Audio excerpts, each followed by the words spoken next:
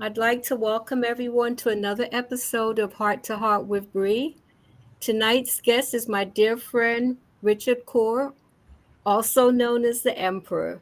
Richard, please introduce yourself to the viewers. Hi, good evening. Thank you for having me on, Bree. You're As you welcome. said, my given name is Richard Coore. Those who know me dearest calls me the Emperor. I Yes. was born and raised in the beautiful town of Port Antonio, um, and I like to refer to myself as an African child who was born in Jamaica, living in these United States of America.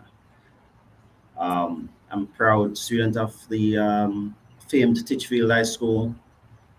Um, I'm a soccer coach, accountant. I like to think of myself as a philosopher, entrepreneur, a philanthropist, and a freelance speaker on spirituality. And please let everyone know that you're an Arsenal supporter like myself. It's a beautiful day to be an Arsenal supporter. We have to put that out there. It is a beautiful day. I was going to come on in my Arsenal shirt and all, but You see that I wore one of mine. I had to after today's victory. I had to. it is a beautiful day for it. Yes, most definitely. And I have to tell you, tonight's topic is trust. And Richard, you put a video out recently, and I was so moved by your video. And I really had to fight back tears because your video was from the heart. And it was about something that happened to you a little over a year ago. I don't know if you'd like to give the viewers a summary of your video. Yeah, I am willing to do that. The Sure. video it came about because I found out that my body was keeping the score. As you said, I had you know, some significant events around a year or so ago. It was on January 7th of 2024 to be exact. And I make the reference, my body keeps the score because since that a lot has happened in terms, including me doing a whole lot of reading. And one of the books that I've read is called The Body Keeps the Score. Great sister Sharon gave me that book to read. And I found that as I was the time was ticking around to the same time last year. As much as I tried to avoid the memories, the moments, the events, I could not. It's like my body was keeping the score, so I was going back there. So I decided instead of letting that take a hold of me and drive me in a whole direction that I'm not in control of, I'm just going to let it out and talk about it. So I did a video about it, talking about the circumstances leading up to that day and what happened on that day and what I've been doing to try to overcome the events that led to that day and move on as a stronger person and help others to you know, be able to do that if they're facing similar circumstances. So that was the reason for doing the video. Was really struggling with the time coming up on the time, and I didn't want that struggle to take hold of me. So I wanted to free myself from it. So It was a very brave thing for you to do. I have to say that it was very brave. And as your friend, I struggled not to cry. I was actually watching it at work, but I was really moved by the courage that it took for you to do that. And I really believe that you will be helping a lot of people by sharing your story. I'd like to welcome my dear friend Andrew Green. Andrew, thank you so much for tuning in. So I will start with, what is your definition of trust and what does it mean to you? well, trust to me, it's a willingness to allow someone to assist you or do for you without fear, and fear that that person will do wrong by you. If trusting that person will act, if that's a professional act, as per their professional code of conduct, do the right thing by their profession. If that person is a family member or an acquaintance, just know that that person, quote unquote, got your back and will do the right thing, by you. Oftentimes, I feel we misinterpret that to mean that a desired result will be attained from trusting someone. Not necessarily so, but the trust in itself is just having that assurance that this person will do the right thing as per their professional code of conduct, or as my friend, my brother, my sister, my uncle, my aunt, my wife, my niece, my nephew, my mother, so forth and so on. Yes. Yes, I think that trust is a very sacred thing. And, I have learned over the years, that, hello, Mike Higo, thank you so much for tuning in. I am very mindful of those that I trust. When I was younger, I do believe I was more trusting. And that will lead to my next question. Should we be mindful of whom and what we choose to trust? Yes, certainly. I'd say the same way you don't want to be on an airplane, being piloted by a bus driver who doesn't have the necessary expertise to fly the plane, you know, um, or you don't want a carpenter to be stringing up the electricity in your home. You do want to make sure that the persons that you decide to trust in, certain things have the necessary expertise to be able to help you with those things. One of the things I don't want to overlook as well, because excuse me, on my journey, I've been, becoming much more comfortable with my spirituality and my spiritual connections. And, it takes me back to when, our folks used to say things like, well, I'm a spirit, and I take that one then, or I'm a spirit take him, or I'm a spirit taker, and so forth and so on. That is not to be discounted, I remember and I remember my grandmother saying that. My right, spirit doesn't agree with this person's or whatever. Older people would say that. right. So, I mean, those are, if we want to call him instinct, we can call him that. But I understand him to be much more real spiritual connections that we have with our ancestors, and it helps you to know who to trust and not to trust. And if your spirit doesn't take the person, then don't entrust yourself to that person. Follow your gut instinct always. I truly believe that. Recently my therapist asked me who would I call in the middle of the night if I needed to make that call. So I'd like to talk about being able to be vulnerable to reach out if we need to. That is very important, because you know what, Brie, let's be honest. In the daytime, you could find any number of people, including professionals, in the therapeutic space, if you need to. Oftentimes, when we are most at need is generally late at night. For whatever reason, it seems to be the time when people struggle the most. Yes. And I, at a situation, it was coming up on my daughter's birthday back in August. I remember I was here alone, and again, I felt like my body was keeping the score. Because it was gone like 2 a.m. on the 23rd of August. Her birthday is the 24th of August, and I just couldn't deal with it. I couldn't deal with it. I was up on my computer, I was, journaling, documenting what was going on with me, and I really felt the need for some form of connection, someone to cry out to say help.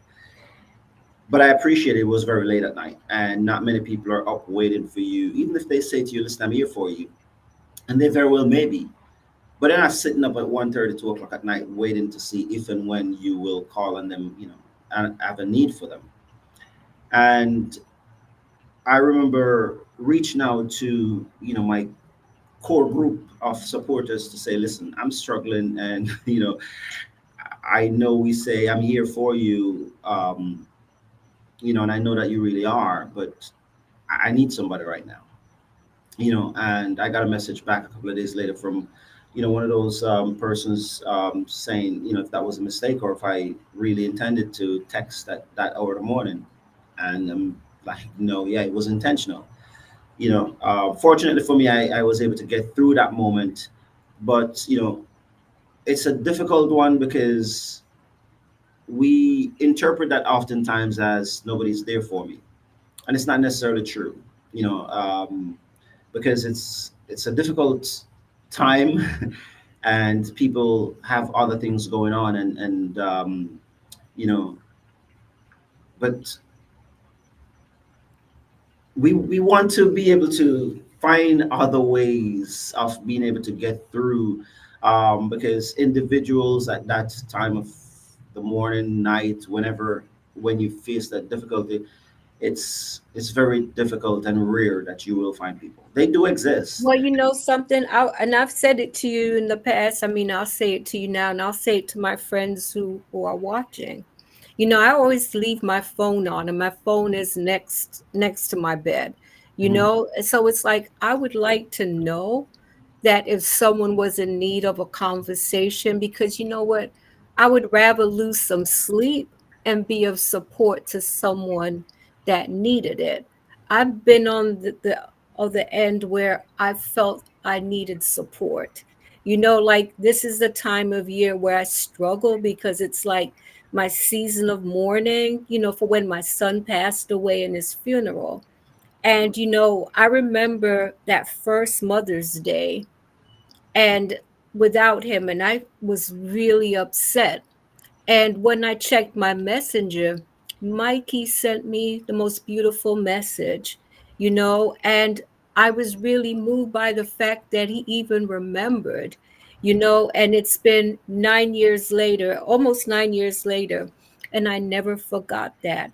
I think that, you know, we should be open to when that call may come. I mean, what is it to lose a little sleep, you know, to be of support? So, you know, I'm putting that out there to the viewers. And what I'd also like to say is that if someone trusts you enough to reach out to you with their pain, their deepest, darkest secret, whatever it is, they're trusting you. That's not for you to call other people to share that conversation, because that's if a person calls you that hour of the morning, apparently that person trusted you. What's your opinion on that?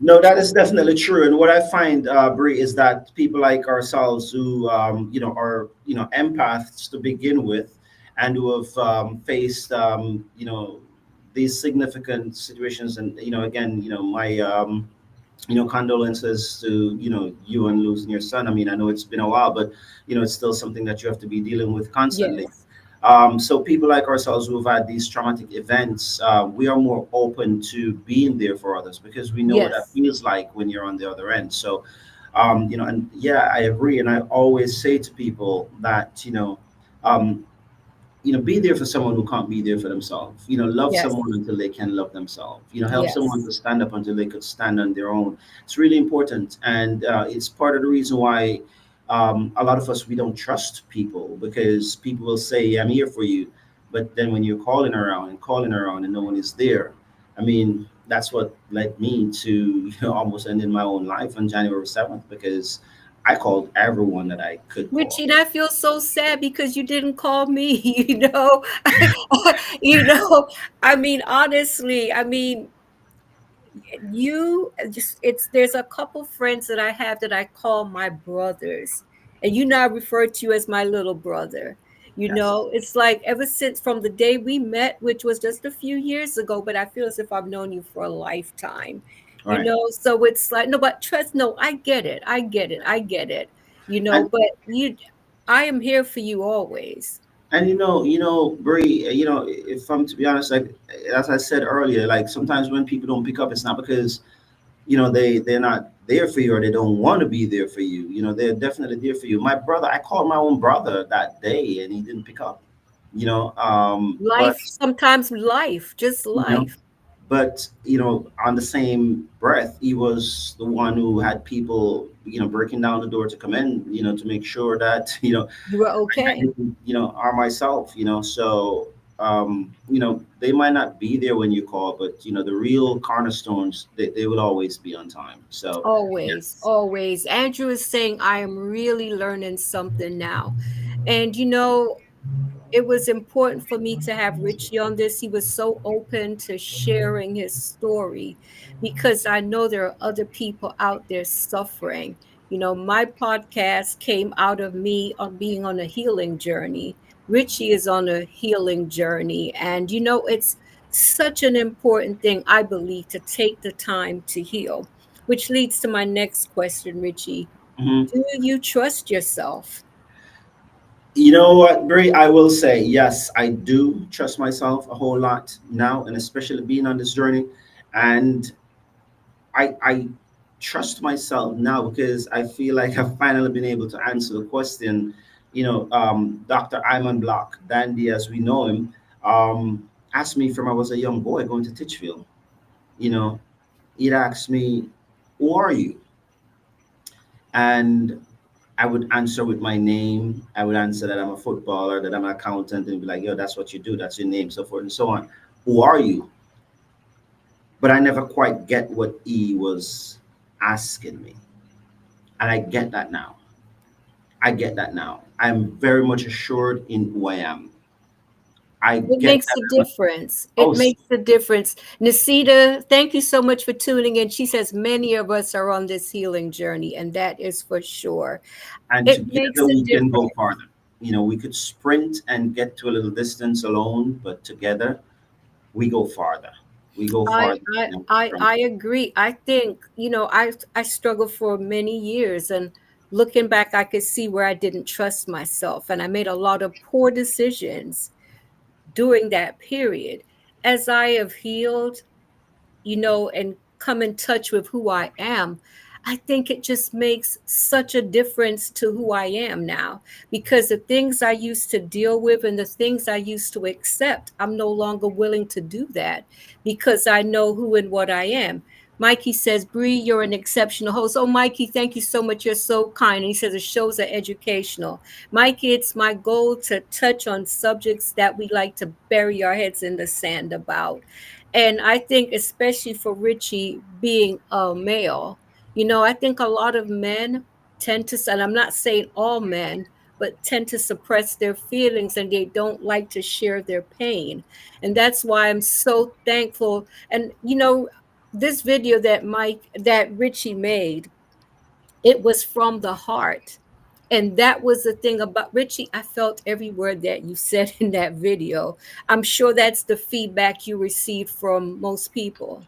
Yes, definitely. And um, it's not a happy video, I will say, but I'm happy that it's reaching people in those ways because that's what we intend. Part of trusting yourself is knowing your, I don't want to say limitations because those are the things that we place on ourselves, really. But knowing your abilities and knowing when to call for help if you need it. Yes. I remember around about those same times we talked about earlier, coming up to my daughter's birthday. I was here and because I've been through the ringer. I've been through the ringer. I've been on meds and take time to wean myself off of those meds a little bit earlier than my care providers would have liked, but Yes. this of my own again assurance in myself and my desire to maintain my natural holistic being. I kind of lay off of them a little bit earlier than they probably would have liked, and I felt the effects. And I talk about these with my caregivers, and they told me exactly what I was going through and why I was going through those things. But it helped me because now I have a greater understanding of what's happening and how I can handle it. But I remember this one particular day, I was struggling so bad, and I could feel that I am going to hit a cloud. That something is coming that I need help with. And I remember calling out to my brother Robert Barnes. He's one of my cornerstones, and I said, "What's going on?" And he said he's out getting. I think he was getting bagels for the kids or whatnot. And I told him, I said, "Listen, I need you. I need you because I cannot stand on my own right now." And we talked about what I was feeling, why I was feeling it, and then the conversation morphed into other things. And he stayed with me on the phone until he got back home. And he said, "Listen, I'm home." I'm like, "Look, I'm good. This is all I needed." Trusting yourself is being able to identify that, being able Yes. to realize that, listen, I need to get to this space. I can't get there on my own. I need help. Help. and bawl out for help. That's Yes. also part of trusting yourself. Yeah, I think that is such an important thing. And you know, I have to tell you this, Richie, before I met you, years ago we did a show during the World Cup called Ballers. And I remember getting really frustrated with the guys who were supposed to be participating. And I'll never forget, a couple people said to me, "Oh man, there's this really good youth man, Richie, man, Richie, you'd be perfect for this. You'd be perfect for this." And the way they spoke of you so highly. I thought that you were in our age group because I thought you were in our age group because you're much younger than most of us that were in the group at the time. And I remember our first conversation. We spoke, it was on a Zoom call. We spoke for almost 2 hours. It was as if I had known you for a lifetime. You're such a good person. You're such a giving person. And, I had the privilege of attending one of your events for your team when you had the cookout.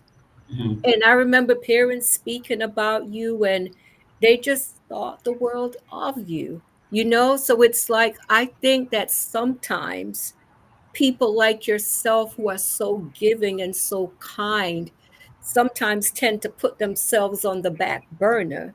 Do you think you have been guilty of that? You give and give and give until you kind of run out, of like the energy for yourself because you're such a kind and giving person. Definitely. And, again, like I said, I've been doing a lot of reading. And one of the readings, again, our Queen Sister Juliet introduced me to was, I think her name is Dr. Arloff, Judith Arloff, Empath Survival Guide, because as empaths, we do that. We never Yes. ever think of ourselves. We always, put other people first. And, not only do we put other people first, we also soak up other people's energies. So if other Yes. people are going through a terrible time, we take that onto ourselves. If other people are happy, we're happy for them genuinely. Yes. Um, so we tend to do that, and it's part of the reason why January 7th was such an eventful day for me, because I felt like, wow, I mean, of everything that I've done for everybody, like no one has ever called me and I've never been there for them. Like I've always made time for everyone regardless of what's going on. I'll stop in the middle of a podcast to say, hold on one second, well, going, everything good? All right, I'm in the middle of Yes. a podcast. If it's not urgent, I'll call you right back. But I'll never ever not be there for anyone. And to find myself in such a dark space and nobody would pick the phone up to me or nobody would respond to my messages made me feel like, wow, you're used up now. That's it. You're done. So Yeah. yeah, but at the same time, when I cried out, and all those people, including some of those people you talked about in New Jersey, they came running. They came running and they say, "Hey, listen, I'm here. I'm sorry to know that that's what's going on, but I'm here. I'm here, and I'll do whatever I can." So it takes us back to where we were earlier, where we are saying, "Listen, people might not be there when you call, but they're always on time." Yes. Yes. And And you do know that you are loved by your friends and family. You do know that you have support. yes, yes, you feel you feel that when you, because people don't know what you're going through. Like a lot of It's people like true. watching the video. Like I have my dear friend that we grew up on Lovely and in Port Antonio together. He called me a couple of days ago. He's the first one who was to call me Emperor. Yes. First time somebody called me the Emperor, that was him. You know, Yes. and he called me. He lives in Baltimore now, and he says, "Listen, my brother, I saw that video, and wow, Yeah. it's my heart. I feel so very proud of you." He knows what I went through. I went to Baltimore to visit with him back in August of last Okay. year, and I talked to him, told him what happened. But after seeing the video, he still called me to say, "Listen, I'm proud of you. I'm happy that you're here." But if you don't say to people what you're going through, they don't know. And especially if you It's still true. get up and show up for people, and we're a bright smile every day, you know. But I was drowning and people didn't know that. I Which couldn't wait is to get which in. is sad. Which is I don't know if any of the viewers have ever watched that movie, It's a Wonderful Life. And there's a scene where George Bailey, he decides he wants to take his life, but he gets to see what the world would be like without him, because he didn't think he made a difference. Mhm. And I would definitely like you to know, Richie, that I treasure our friendship. And you've made such a difference in my life, and I know you've made a difference in a lot of lives of teenagers, the kids that you have coached, people who you have reached out to. So, I'm saying this because I think too often we don't say it enough to each other that, we love you, we care about each other. I think it should be okay where we let our friends know. We don't have to talk every day, but sometimes, if a person comes to mind, send that text out. Make Mhm. a quick call. Hey, love you, care about you. We haven't spoken in a while. Let's connect soon. What do you Yes. think about that, Richie? No, 100%. As I see our assistant, I see I'm going to comment on here that she says, I agree, Richard. No one can know what we're going through unless we talk. Talking Yes, to others outside of the situation makes the makes a difference. difference. Yes, I listen. I am going to say, so I've created this, my YouTube channel is called It's All Up to Me. It is all up to me because I yes, genuinely believe that. And especially being on this journey helps me to appreciate that some more. And I was sending out these motivational videos, like when I'm going on my exercise run or when I'm doing my yes, meal prep and so forth and so on, or just sending out a general message here and there. And my brother, Collar, he said to me the one time, "Hey, listen, all those groups that you're sending those messages to, I'm in all of those groups, so I'm getting those messages like umpteen times. Why don't you just create one group for that and send the message there?" And then I remember getting a call from my brother Anif, and he said to me, "Emperor, let me tell you this, because a lot of people don't say enough. But I've been struggling with my blood pressure for the longest while, for years. My blood pressure readings are X, and people are yes. wondering how I haven't gotten a stroke." And he said to me, "I was on a cruise with my wife, and the ship had to literally let me off so I could go get medical attention." Wow. And he said to me that since I've been watching your videos, and starting exercising, me and my wife started exercising and started changing our diets, um, I've not taken a blood pressure med. Makes a My blood pressure has difference. been manageable since I started doing that. And I remember my sister Nasita called me up, and she said she was having some issues as well, being in the hospital and so forth and so Yeah, on. And I thought, well, I got to do this because I know for a fact how much it helps if you find yourself in a better space yes. spiritually, mentally, and you just go with that flow. Your body will tune itself I in the believe right that. way.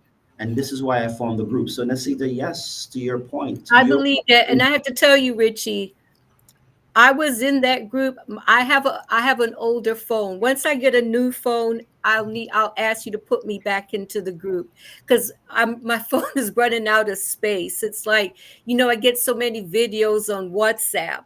It's like right. it slows down my phone. So I definitely want to be back in the group.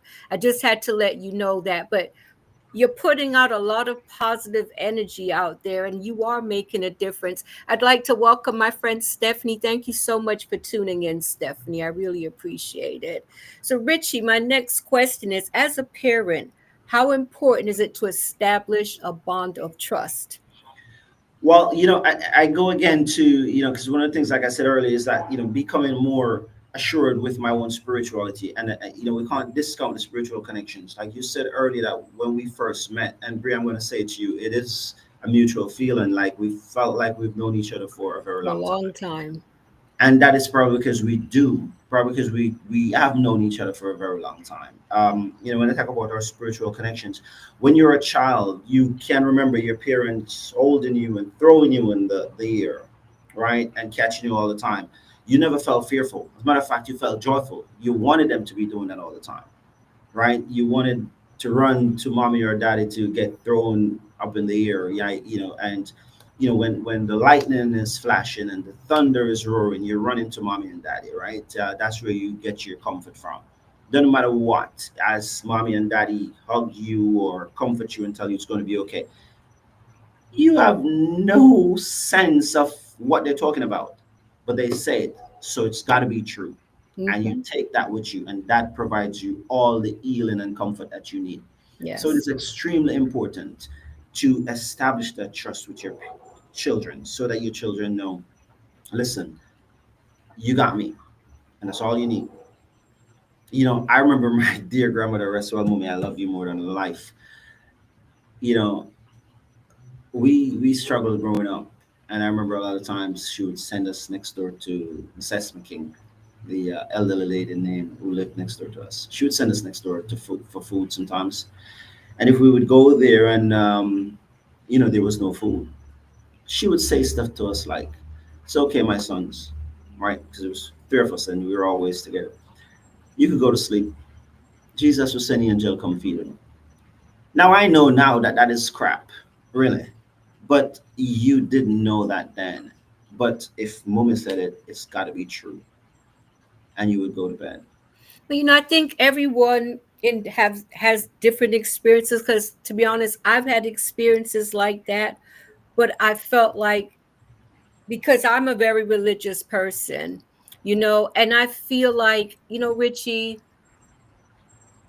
I went through that financial struggle for a few years and it was rough. And I tell you, if it wasn't for my prayer life and, things that happened in my life, there's no way I don't think these things happened by coincidence. So I just have to say that because that's just my belief system. But let me ask you about your grandmother. Would you say that she was a deep source of trust, like the comfort, like maybe she didn't provide the financial support, but the love and the trust you were able to put in, that she was able to put in you, would you say that was a solid foundation in the beginning of your life? At the beginning, in the middle, and for as long as this life of mine. You still live off that? Oh, 100%. Let me share something with you. When I, Yes. came back to US, because I was in Jamaica for 2 years when, went through that very life Yeah. altering situation. And I came back to these parts of the United States on advice of my queen sister Juliet, right? Our queen sister Juliet, Yes. because of the facilities that exist here and the treatment that is available to me here. And as I started to assimilate myself back into society, I ventured out and got a job, and I got a job doing something that I love, because I'm catering to the homebound seniors, Okay. that speaks to my heart because I'm seeing my grandmother in these people. And I can see you doing that and being good at it. I remember I'm doing I'm the controller for the company, really, so I'm really working in my accounting expertise here, but still a part of the mission. Yes. And I remember I think it was the Sunday before I was supposed to report to work the Monday morning, and I tell you, like, I had the most horrible toothache. And I never had a toothache since I was in high school. And I remember I Yeah. have to have the tooth removed from here. And I remember when I had this toothache, the only thing that brought me comfort, I'm going to be 100% honest, was laying upon my grandmother's bosom. The Wow. pain went away. And when this pain hit me last year, I went to get what do you call it, Ambisol, like that tooth I numbing know thing, you're talking about, yeah. and I just couldn't shake this pain. And I remember I called our queen sister Juliet because she's very instrumental, as we'll talk about, Yes. in this whole Yes. process, this journey for me. And we got to talking, her and I, and I was showing her something on the website for the company I was going to go work for, because I'm doing some research on there. And we both saw this lady, and she said, "That looks like Ma," referring to Tony's grandmother, her husband's grandmother. Yeah. Her husband's grandmother and my grandmother, they share the same birthday, Oh, wow. right? Tony's grandmother is older than my grandmother, but they do share the same birthday. Okay. And I saw what she saw. Miss Bailey, her name is, in the same dress, that dress that she has on. Like, I know that dress. And I tell you, I say this to people and ask our queen sister Juliet. like if she wasn't there, people probably would think I'm making this stuff up. And I remember started feeling really, really funny, like washed with sweat and everything. And she said to me, "Did you eat?" And I said, "Yeah, I've eaten." And she said, "Okay, my brother, go and rest up." And I said, "Okay." And I went in to bed. This was early in a Sunday afternoon. Bree, my grandmother, literally visited with me, her and her older sister. Both are no longer with us physically. Yeah. And like every sibling, they have their sibling rivalry. And they had a lot of that to go around in their physical lives. But they both visited with me. And I remember saying to my grandmother, "Wow, Mummy, it's nice to see you and auntie sister living so nice." And they started laughing with each other. And she looked at me and she said, "My son, don't worry. Everything is going to be okay." I've not had to use that Ambisol since. All the Wow. anxiety and pent up anxiety that built up in me dissipated. I went into that company, and my queen sister Juliet, and my dear queen Bridget, warned me, don't go in there, being yourself. Yes. Time to ease back in. I just don't know how to do that. I show up. Yes. And I went into that company, and it's like I've been there forever. So I'm saying all this to say that even though she's not here with me physically, with everything that is going through, it took my grandmother to come to me and say, "No No, I worries, get it. everything's going to be okay." I totally get it. That's the kind of relationship I had with my grandma, and it carries me even until this day. So I totally get it. My next question, Richie, is for years, like I mentioned, we've had some conversations, and I lived a roller coaster life because I didn't want to trust anyone, and trusting people felt very unsafe. I have to ask you, can you relate to this? Yes, and I would like to think that as African people, we all can relate to this because I do believe that we're still suffering from this post-traumatic slave syndrome. I like to call it. Queen sister of ours, Dr. Joy Diguru, did an extensive study on this, and um, because of the effects of seeing what happens when you turn to people for help. You mentioned it earlier when you're talking about people calling you because they need help. It's for you to help that person, not for you to say in another platform that that person reached out to you for help. So Yes, I agree. I totally agree.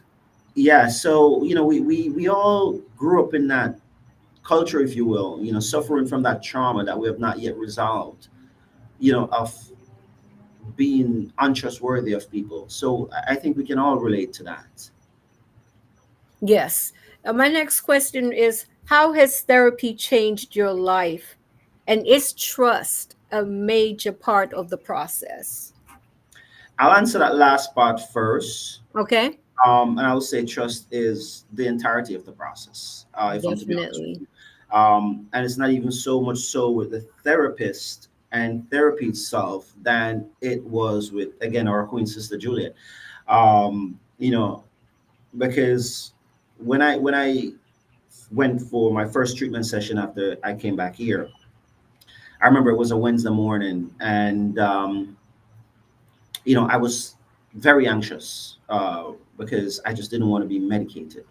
I feel like, my natural spirit has to be the center of everything. And I reached out to Juliet to say, listen, I don't want these people to medicate me. But she didn't get my message until after this session. So I met with this wonderful psychiatrist, Dr. Phillips, her name was, and she laid out to me that, listen, in my years of doing this, there's a three-pronged approach to this because I made it clear. Listen, I'm a natural homeopathic person. I want my treatment to be so. She laid it out to me. She's like, it's got to be medication, it's got to be therapy, and lifestyle changes. Right. And I reached out to my brother. I consult with him. I consult with my with Bridget. I consult with my cornerstone people. Including Queen Sister Juliet, and they all agreed that it seemed the right thing to do. So it's trusting of those folks more so than the therapy session in the beginning for me to say, okay, let me do this as part of my journey. But how has therapy changed my life? Um, I don't know that I would say that it changed my life, but it certainly caused me to verbalize more the things that I struggle with, that I went into therapy to try to overcome. And as I verbalize those more, it helps me to juxtapose them against the principles that I've developed for my own life and that I try to share with people, to maybe help them in their lives. Yes. And in doing so, it helps me to put them in that same perspective and deal with them in those same perspectives. So that trust again, but I will say it's trust in others that encouraged me into therapy more so for me in the beginning than the idea of therapy itself. How has healing changed your perspective of trust? Oh, 100%. 100%. Because again, it was very difficult, really very difficult, because I can tell you, like, you hear me refer to, Queen Bridget, so often, but even as I remember and recount how we got connected to begin with, or reconnected to begin with, because I've known her before, but as I told you about my brother asking people to come and check in on me, um, she was one of the ones calling, and I didn't pick the call up. I didn't respond to the message initially, but she was very persistent, in her reminding me of how great I am, and how Mhm. much I still have to accomplish here, and how much people still look forward to me being here. And those messages have just been the same from then to this very day. People like Robert Barnes, you hear me talk about. I mean, there's. I'm fortunate to have enough to have a cornerstone of people who have been consistent and persistent with me, helping me to stand up and go through this journey. So that has been part of my healing process, and it has changed my perspective on trust in the sense that it, these are people who I know got my back, front, and side. So if they say it, I know they're saying it out of an abundance of correctness and love. Yes. Yes. Do you feel more confident? Um, I don't like to use the con, if I'm to be honest, but I do Okay. feel a lot more assured. Okay. I do feel a whole lot more assured, Good. because yeah, I know who I am, and I know that I have this network of people who love me, care for me, and are there for me if I need them, because I can't do something for myself. That makes a big difference. It really does. How has this journey changed your relationships? Wow. This is a very profound question because, relationships is a very broad term, and there are many, many different Many relationships, friendships, you know, blood, yeah. and, this journey has, put an end to some, very profound and lasting relationships, or at least a very permanent pause, or permanent in the sense that since I've been on this year journey, those relationships have come to an abrupt end in some cases.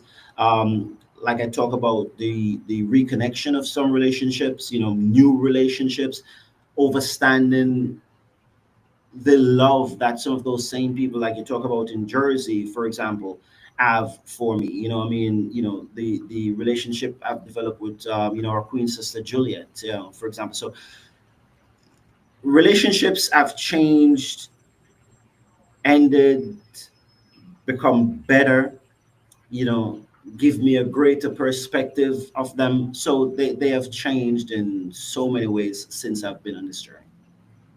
What would you like to say to the men out there who do not trust this process, who do not like the idea of going to therapy?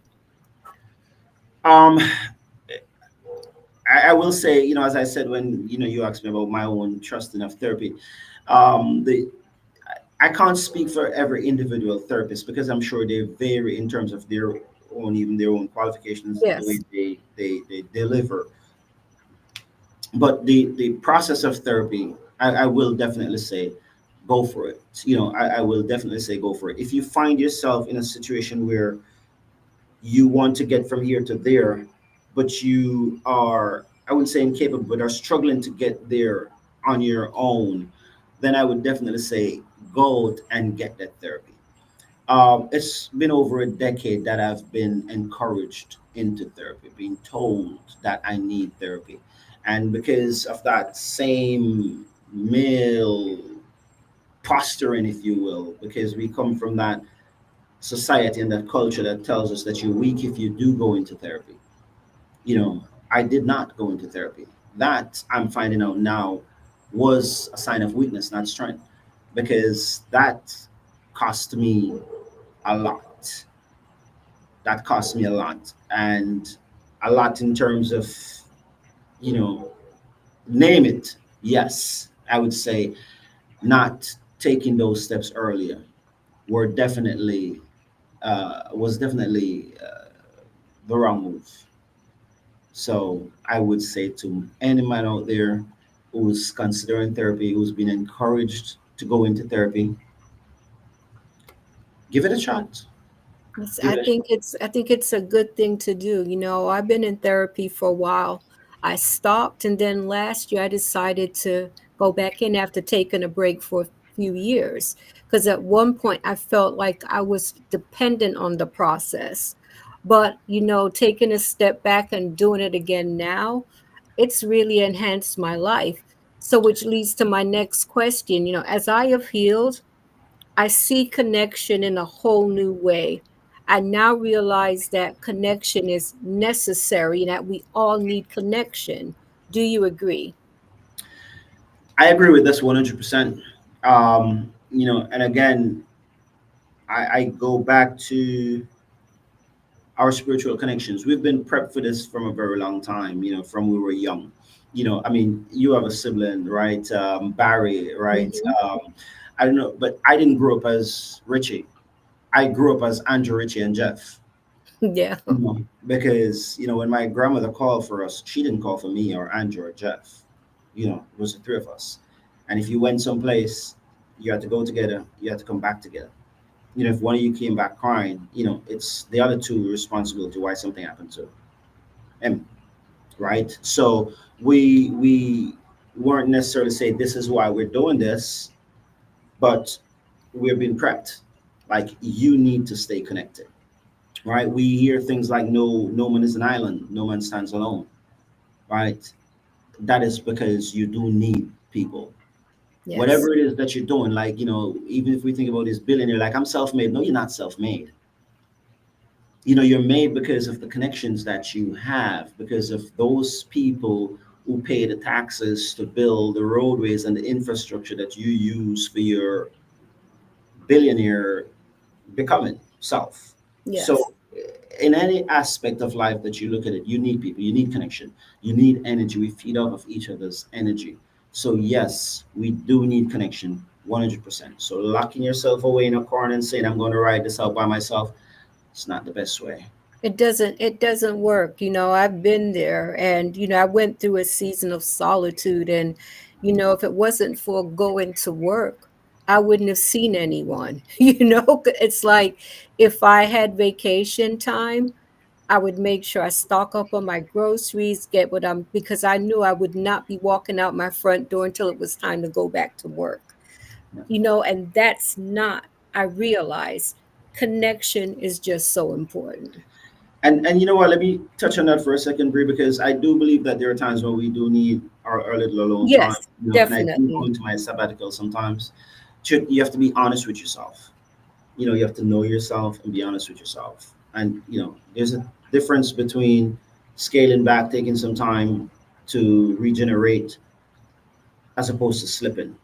When you have Right, a but when you're fight, doing it all the time, and that's what I found myself doing. Like, right?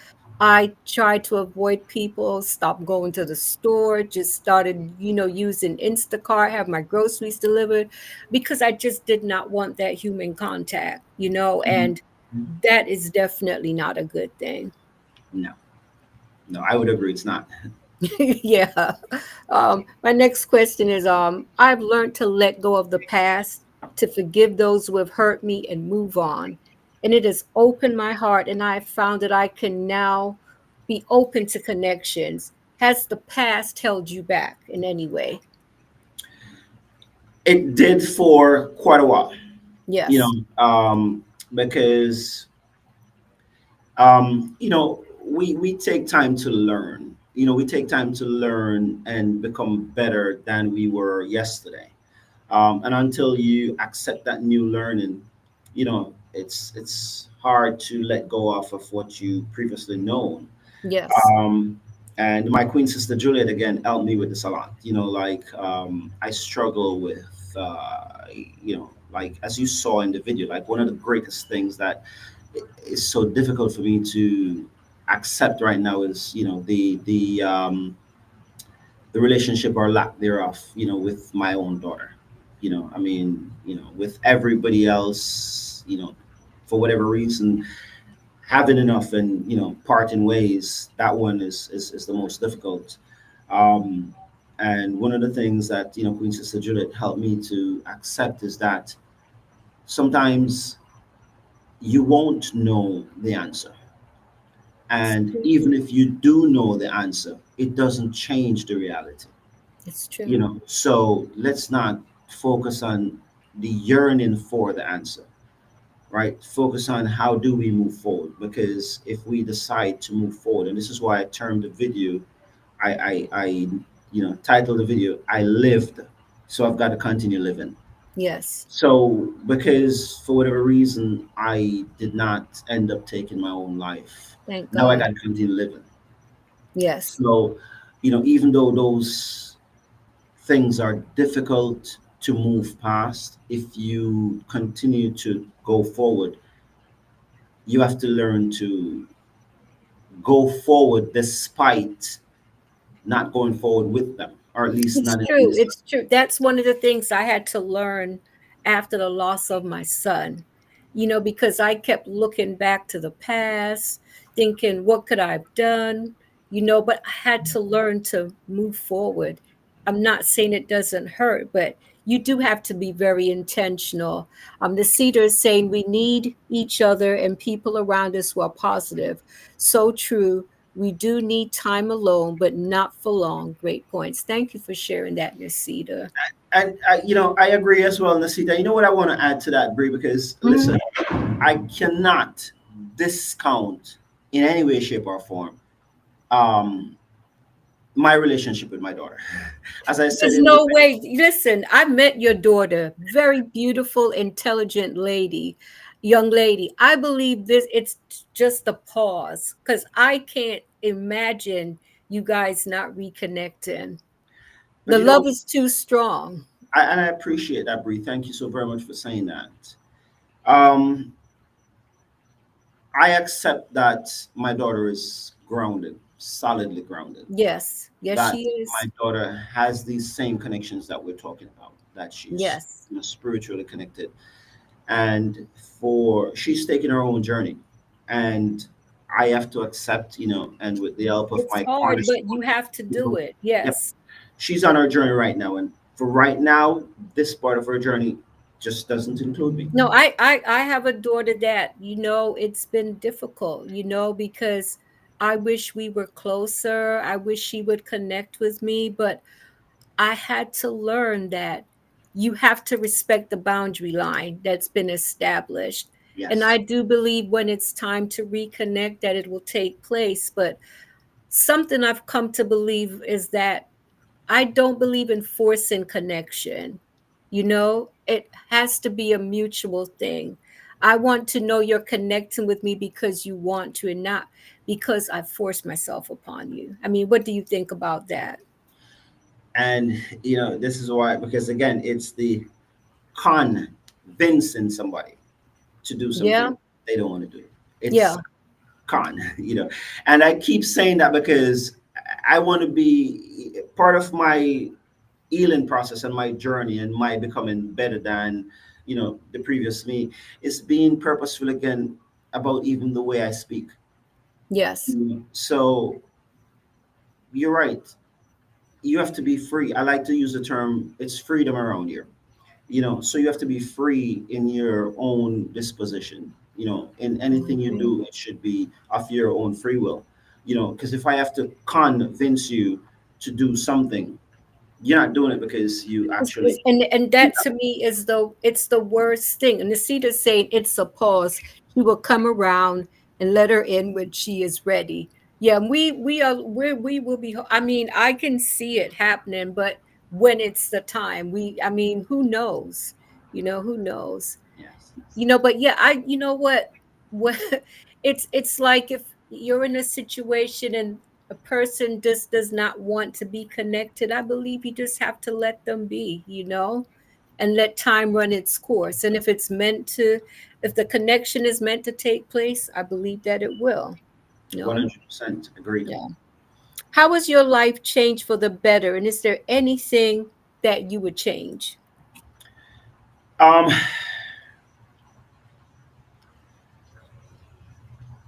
I know who I am. Yes. That is the change for the better.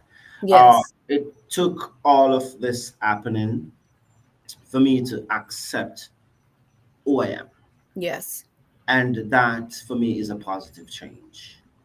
I'm so much more assured, and not to say I wasn't assured before, but there were No, but times. I can see what you're talking about in you, Yeah, Richie. I can see yeah. it. There were times, Bree, when I didn't want to go outside. When I go outside, my head was bowed. I didn't want to hold eye contact. I couldn't speak to people. I would literally just go to the supermarket to get liquor and more liquor, and have my chalice by my bedside, and would just be loading up my chalice and just Yeah. smoking weed and drinking rum and smoking weed and drinking rum, and that's it. Yeah.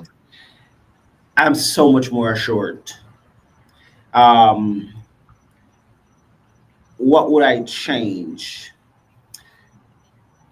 Listen, one of the things that have that's come out of this for me is being true and honest, more so with myself first. Yes. And being true and honest with myself, I say to people, listen, be careful what you ask me, because I'm going to tell you the truth. And if you're not prepared for the truth, please do not ask me the question, Yes. because I'm not necessarily going to tell you what you want to hear. Um, so if you're asking me just to confirm, Con, here we go again, your own thought process, I'm going to be telling you the truth. Right. Well, So, I think too that one of the things I've learned on this journey is that sometimes we may not always agree, but I think we can respectfully agree to disagree, but it doesn't mean that the love is not there. I mean, what's your thought on that? oh no, 100%. And see, because again, it's like, do you want what's truly in my heart, Right. or do you want I me get to it.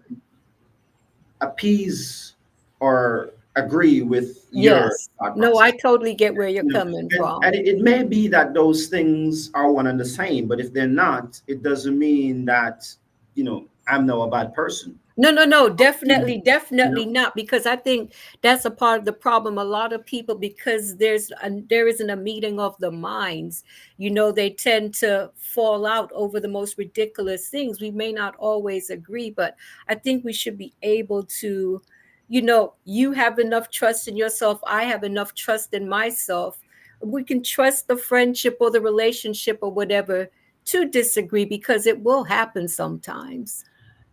Brie, honestly,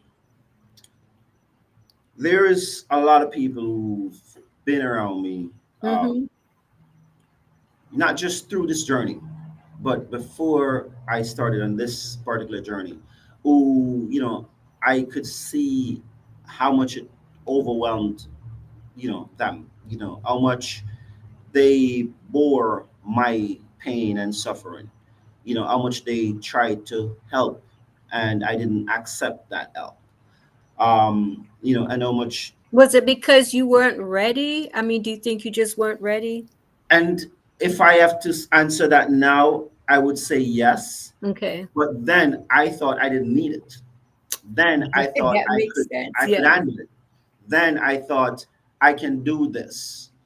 Then I thought I was strong enough to do this. I keep telling people there's an old man. I said it in my video. His name is David Davis.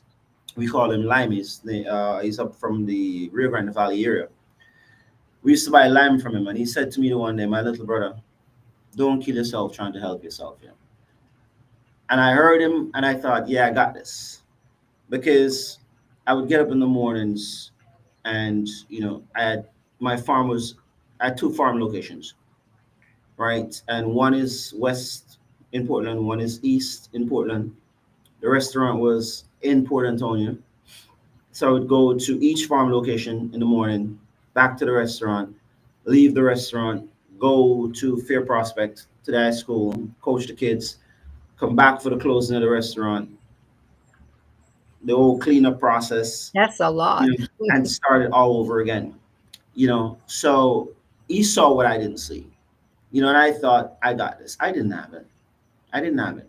And even before that, decades, like when I go back through my messages and started reconnecting with my primary care physician, from back in West Orange, New Jersey, decades ago, she was telling me, I need to get this done. I need to do this.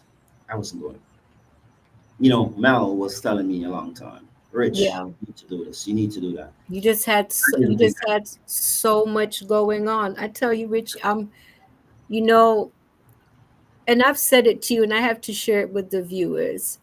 One of the most beautiful days I've ever had in my life was shared with Richie and his wife Mel. We went to see an Arsenal game, and it was my first time seeing Arsenal live. I remember once I found out Arsenal was coming to the United States, I sent a text to Richie right away. I don't know if you remember all of that, Richie, but that day going to see that game with you guys, it was such a lifeline for me because I was at a very low point of my life at that time. And, I was in my 50s at the time, and I've been an Arsenal supporter since the age of 9. So to finally see my team, it was a very emotional experience. And, I will just never forget. That was like, to me, one of the most perfect days of my life. And, Richie, I truly appreciate you. I've called you my little brother since the day I met you. And I just think you're such a wonderful person, very intelligent and so giving, so kind. And I am thankful that you are still here. I am thankful that you are so willing to share your experience. And I know that this will be a blessing to many out there. When we do topics like this, you may not see a lot of people posting, but trust me, what I have learned, that information, they're soaking it up. And this is going to help a lot of people. And I can't thank you enough for taking the time, and not just that, but having the courage to share all that you have. And I'd like to ask you, do you have any closing thoughts? I want to thank you, Brie, for giving me an opportunity to express myself on your platform as well. These moments of expression, they help me a lot as well to get some stuff out. They're therapeutic to me. We talk about therapy and how therapy has helped. I found that therapy has helped me in that way. Sometimes I joke that maybe the therapist should pay me because I feel like I'm the one giving the therapy. But I sincerely hope that if anyone is listening on your platform, that has any issues, struggles, that may or may not be similar to the ones that I have gone through and I'm going through myself, that what we share, might be of some, source of help to them. Um, Listen, I have not studied this in an institution per se, but I've been through this for quite some time, and I've had some results. Fortunately, I've had the opportunity to tap into some good resources, because again, of good people who have, allowed myself to trust, being able to build that network of people you know you could call on. So I know a little bit of what it takes to get up and keep stepping. And I'm here to help anyone along with that process as much as I can, even if that means just guide them to similar resources that have helped me. You know, people who are proficient in certain areas that might be able to help them. We all need help, and the people that need help the most are the ones that get it the least. It's true. For because maybe they don't know that it exists, because they're not comfortable enough to open up and shout for that help. I wasn't initially, but I had no place else to go. I had a rope around my neck. I had no place else It's, to go. I So I tell had to. you, just the thought, I definitely have to take the time to give a shout out to Juliet, who is just such an awesome lady, so kind. And, you know, I would like to ask you, besides Juliet, is there anyone else that you'd like to give a shout out to? Anyone that helped you? Oh, tremendously. There's so many, and you get into trouble when you start calling names No, because no, I get it. I get it. But if there's anyone that you'd you know, like to mention, please feel free to do so. yeah, first of all, my brother, like I always say, like he's my first true spirit guide, because when I came into this world physically in this form, he was the one I came here to see. And he's the one that I've always modeled myself off. He's the one that has always set the example for me, the tone for me, the pace for me. And when I went back and listened to the voice note that he put out,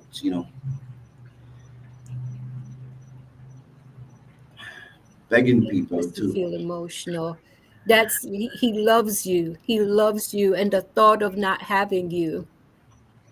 Yeah, when I heard that, I had to take it down, because I heard the love in his voice, I heard the fear in his voice, and it shook me.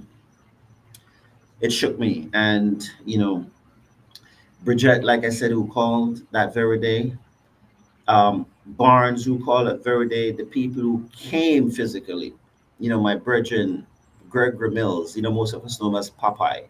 I was at his house. I was at his house for the 2 years I was in Jamaica. My dear friend, Big Ed, Marcus, Doris came with Big Ed. And to top it off, teacher, our teacher, Bruce Thompson, he came. He came and he hugged me. He hugged me and he shouted an expletive in my ears. He said, "What are you doing? I need you. You Yes, need to be here for me. I need you." yes, yes. You Those are people have not loved. left You my are side loved. since. And then my Arjaz family in New Jersey, they showed up big time. You know, Yes, people who I knew, you know, from I was young. Everybody that I reached out to showed up. They showed up and they stood with me. They helped to get me back here to the US. And they helped me to get into treatment and stay on my treatment, stay on my road to recovery. So many people, and I'm sorry that I started to call no, people's no. names. It's but you know, The it's name that I've forgotten to call that I'm going to hear about, but I love you all, and I am grateful for you all, and I thank you all. You have helped me to see things from a different perspective that has enlightened me and made me so much of a better person. And I hope that I will go on then to help many other people who will need this help. you are definitely making a difference, Richie. And Nasita says, "Thank you both. This was very interesting, and we do need each other." And that's what I want everyone to leave this podcast with, is that we need each other. I had to learn the hard way. I need other people. I can't do this on my own. I need others. And, I would like to say to those who are struggling out there, you don't have to do this alone. Reach out to someone. It will make all the difference in the world. Bree, before we close, Mhm. one name popped to mind. Okay. But it's before we even got here, before January 7th. When I came to the US, when I came here in 1998, I met this brother.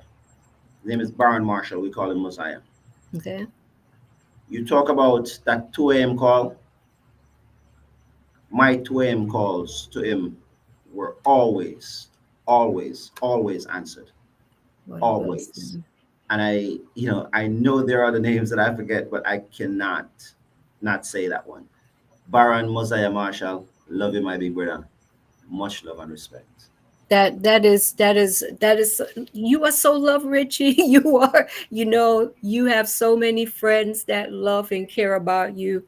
And like I said, from the day we met, I've called you my little brother. You will always be my little brother. And I'm just so privileged to be a part of your friendship circle, and I feel that I've been blessed for knowing you. You really made a difference in my life. So I'm thankful that we got to do this together.